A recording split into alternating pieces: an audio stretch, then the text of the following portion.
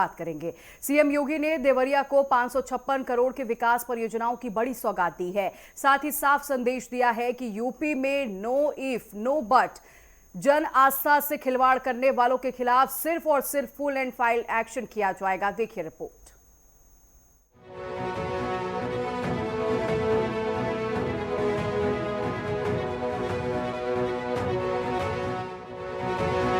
मंच देवरिया का था। मौका 456 करोड़ से ज्यादा की 106 विकास परियोजनाओं की सौगात का था।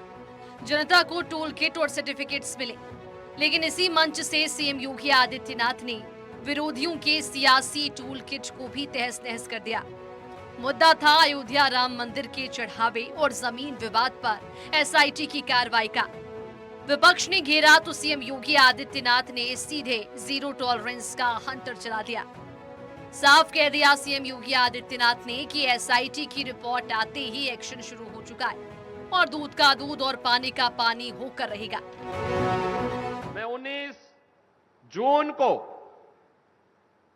सबकी आस्था की प्रतीक है, भारत के सनातन धर्म की आस्था की प्रतीक है। अयोध्या पर आक्षेप मत करो।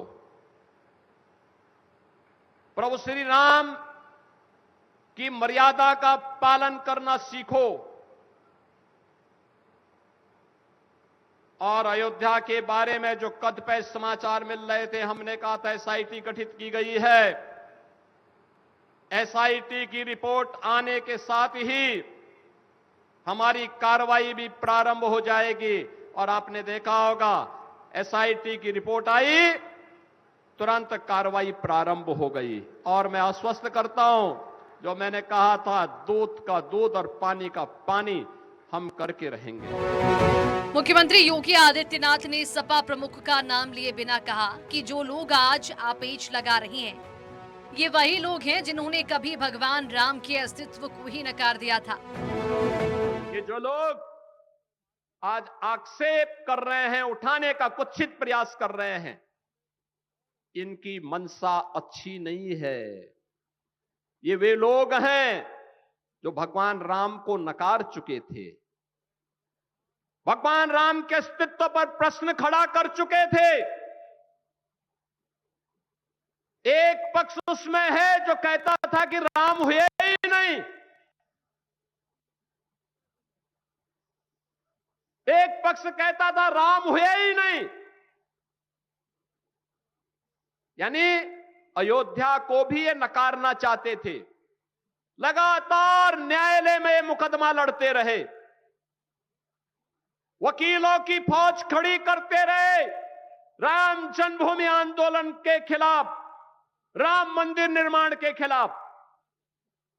और दूसरा पक्ष वह है जो जय श्री राम पर लाठी और गोली चलाते थे। सीएम योगी आदित्यनाथ के निशाने पर दिल्ली के पूर्व मुख्यमंत्री अरविंद केजरीवाल भी रहे। उन्होंने कहा कि दिल्ली से एक सज्जन आज अयोध्या आए हैं, जिन्होंने भ्रष्टाचार के अलावा दिल्ली को कुछ दिया ही नहीं। दिल्ली में उनकी काली करतूतें सब जानते हैं। दिल्ली से भी एक सज्जन वहां आए हैं आज, और मैं उनसे भी कहना चाहूंगा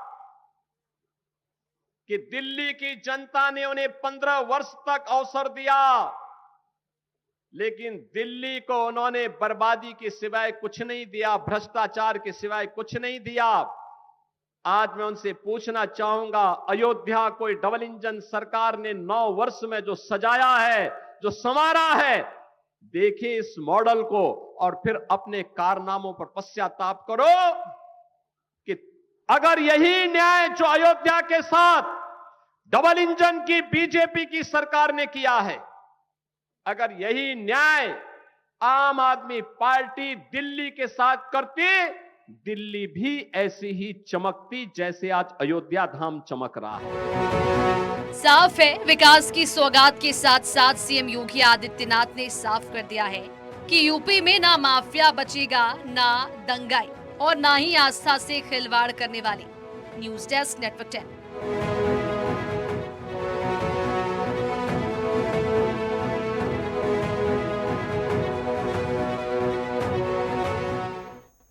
तो मुख्यमंत्री योगी आदित्यनाथ ने साफ तौर पर कहा है कि जो भी अयोध्या में चढ़ावे मामले में जिन लोगों ने चोरी की है उन्हें कतई बख्शा नहीं जाएगा।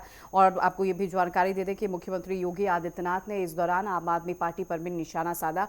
उन्होंने बिना नाम लिए संजय सिंह को कहा कि वो जिस तरह एसआईटी को रिपोर्ट सौंप रहे हैं, उन्होंने जब उनकी सरकार दिल्ली में थी तो उन्होंने कोई काम नहीं किया। वहीं मुख्यमंत्री ने साफ तौर पर यह भी कहा कि अब मैं इस पर एक्शन लगातार ले रहा हूं, एसआईटी लगातार इस पर जांच कर रही है, दूध का दूध पानी का पानी होकर ही रहेगा और इसमें जो भी लोग लिप्त बताए जा रहे हैं उन्हें कतई भी बख्शा नहीं जाएगा।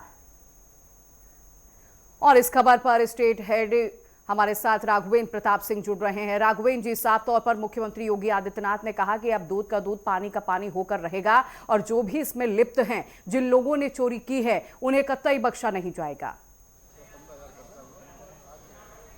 बिल्कुल, इससे इनकार नहीं किया जा सकता है कि जो ही चंदा चोरी मतलब जो भी चढ़ावा था उसकी चोरी का मामला जब मुख्यमंत्री योगी आदित्यनाथ के संज्ञान में आया तो उन्होंने इस पे जांच बैठाई और उनका स्पष्ट करना था कि जो भी मामले हैं उस पर निष्पक्ष जांच होगी और सारी जांचें अपनी रिपोर्ट सौंपेंगी। उसी रिपोर्ट के आधार पर आगे की कार्रवाई होगी। एसआईटी जांच ने जैसे ही अपनी प्राथमिक रिपोर्ट सौंपी उसके बाद से 8 लोगों पे एफआईआर दर्ज की गई और उसके बाद 8 लोगों की गिरफ्तारियां हुई। और आज जैसे ही खबर आई कि महासचिव चंपत राय और ट्रस्ट के अन्य मेंबर मिश्रा द्वारा इस्तीफा दे दिया गया, उसके बाद से और हवा लगी। और जहां तक विपक्ष की बात है, मुख्यमंत्री योगी आदित्यनाथ जरूर इस पर लगातार निर्णय ले लें, लेकिन विपक्ष का काम ही होता है कि इस तरह के मुद्दों पे सरकार को, पार्टी को घेरना। तो आम आदमी पार्टी की बात करने या समाजवादी पार्टी की बात करने, कांग्रेस की बात करने, स्वाभाविक सी बात है कि उनको भी अगर राजनीति करनी है और उत्तर प्रदेश में 2027 का विधानसभा का चुनाव होना है और उत्तर प्रदेश देश का सबसे बड़ा राज्य है, तो ये विपक्षी दल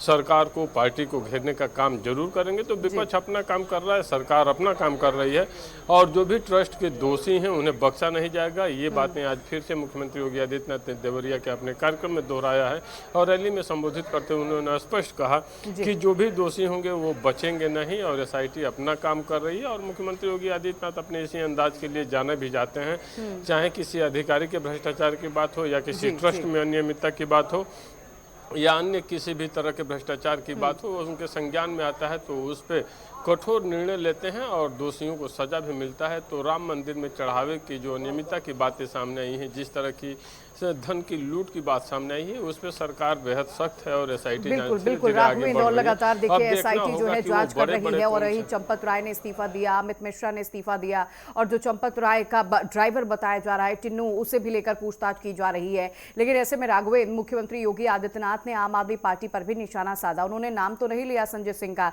लेकिन साफ तौर पर कहा कि जो वो रिपोर्ट लेकर आ रहे हैं, जो अब बता रहे हैं कि भ्रष्टाचार हो रहा है, जब दिल्ली में उनकी सरकार थी तो उन्होंने इतना भ्रष्टाचार किया, तब उस पर उनका ध्यान नहीं गया। सिमरन, इतना जरूर है कि संजय सिंह इस चंदा चोरी को लेकर के शुरू से ही हमलावर हैं। और जब मुख्यमंत्री योगी आदित्यनाथ ने स्पष्ट कहा कि जिसके पास भी एविडेंस हो, साक्ष्य हो, वो एसआईटी को प्रस्तुत करें, तो स्वाभाविक सी बात है कि संजय सिंह ने अगर एसआईटी को जो भी उनके पास साक्ष्य हैं, चाहे वहाँ पे जमीन खरीद में घोटाला हुआ हो, चंदा चोरी का मामला हुआ, अगर वो साक्ष्य दे रहे हैं तो इसका स्वागत होना चाहिए। और जहाँ तक बात रही कि आम आदमी पार्टी दिल्ली में सत्ता में थी तो क्या काम किया, क्या काम नहीं किया, जनता ने उन्हें पिछले चुनावों में जवाब दिया और उनको सत्ता से दूर कर दिया। तो एक तरह से कहा जा सकता है कि जिस तरह से दिल्ली में सरकार अरविंद केजरीवाल ने चलाई थी, जिस तरह से कट्टर ईमानदार की छवि लेकर वो सामने आए थे और जिस तरह से अन्ना आंदोलन से निकली हुई एक ऐसी पार्टी जो लगातार दिल्ली की सत्ता पे काबिज रही, अचानक अगर सत्ता से दूर हो गई, वो भी इतनी कम सीटों के साथ, तो स्वाभाविक सी बात है कि दिल्ली जनता को उनके विकास कार्य या यही कहिए कट्टर ईमानदार की छवि जैसा वो दावा करते थे, वादा करते थे, उस तरह के काम नहीं किए। इसलिए जनता ने उन्हें बाहर का रास्ता दिखाया। जिस तरह से राज्यसभा